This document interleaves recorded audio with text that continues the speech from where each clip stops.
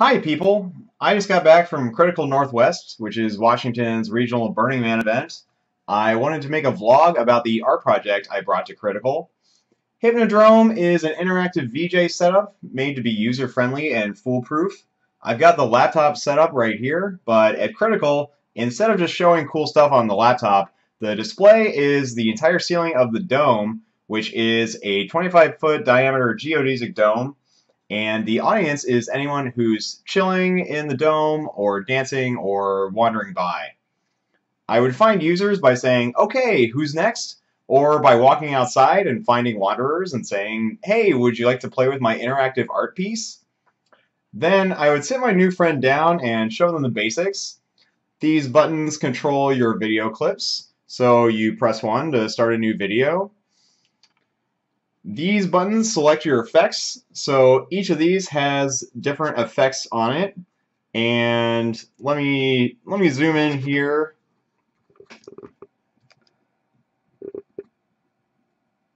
So this effect is called rotating panels, and then each of these knobs with the labels below it controls a different effect or different parameter of the effect. So when I crank up the craze, it gives me more and thinner panels.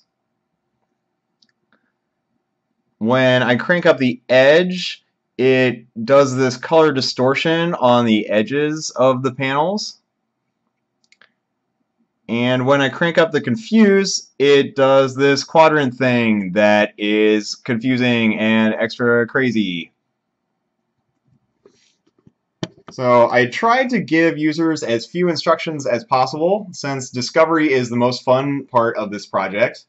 So at that point, I would just take a step back and say, okay, you're the VJ now, it's your party, and good luck. Okay, I'm just gonna play this video of me messing around with the setup while I ramble for a while.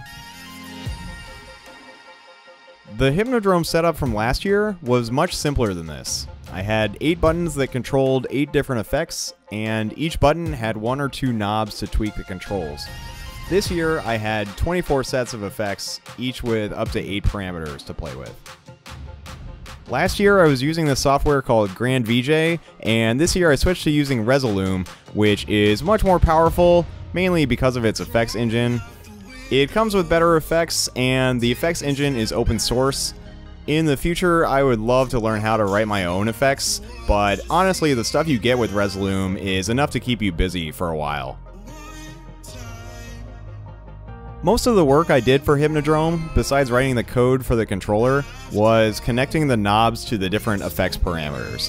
So all the effects parameters can be set to respond to knob turns, or to the tempo of the song, or to the audio. So any of the effects you see with reaction in the upper right corner will respond to bass hits in the song. For each effect, I would try to make something that's visually striking even when all the effects are turned down, and then generally turning the knobs would make the video wilder somehow.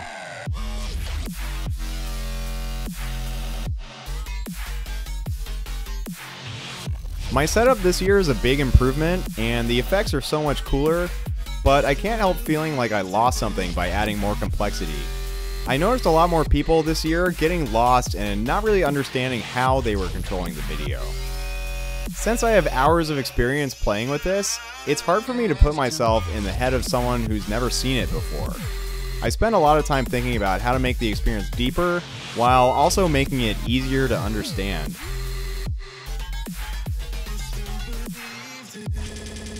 I'm a bit torn because I have one vision of the Hypnodrome, which is to make an art piece like you'd see in a museum. You interact with it for a few minutes, you have a really focused experience, and then you walk away. And I think lots of people approach the Hypnodrome expecting an experience like that.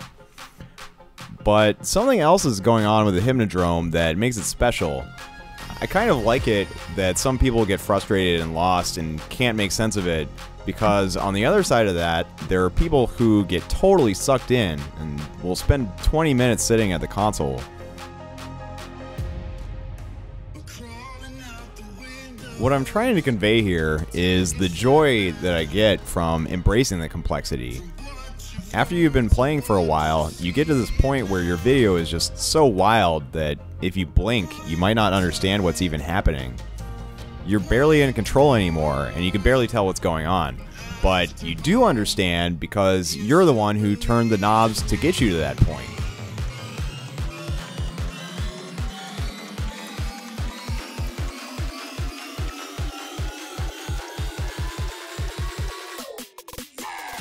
I do this thing when I'm DJing where I'll try to find rhythmic ways to change the effects to try to make the music pop a bit more. That feels like the thing you should do, right?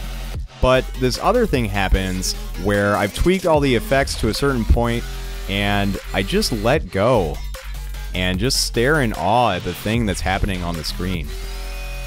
And I think here I am in this perfect moment with a DJ with an audience, yet I can still feel the energy from all the time I spent preparing videos, preparing effects, and building the opportunity for this moment to occur.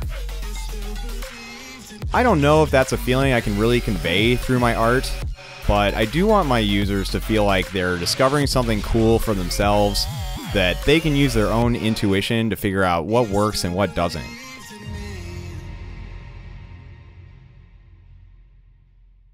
Okay, that's all I wanted to say about my feelings. Shoutouts to all my campmates who made this possible. I made some follow-up videos for this. One's just of me jamming to some dubstep. The other is a more technical dive into the equipment.